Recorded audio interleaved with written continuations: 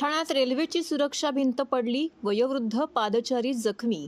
चेंधनी कोळीवाडा दत्त मंदिर रोड या ठिकाणी असलेल्या पीरबाबा दर्गा येथील प्लॅटफॉर्म क्रमांक 2 जवळील रेल्वेची सुरक्षा भिंत पडल्याची घटना आज दुपारी घडली। या घटनेमध्ये तिथून पायी जाणारे नरेंद्र कोळी हे जखमी झाले असून त्यांच्या डाव्या पायाला दुखापत झाली आहे। तसेच त्यांना उपचारार्थ कळवा येथील छत्रपती शिवाजी महाराज रुग्णालयामध्ये दाखल करण्यात आले आहे। तर पडलेली सुरक्षा भिंत ही अंदाजे 60 फूट लांब व 20 फूट उंच असल्याची माहिती ठाणे महानगरपालिका आपत्ती व्यवस्थापन अधिकाऱ्यांनी दिली आहे।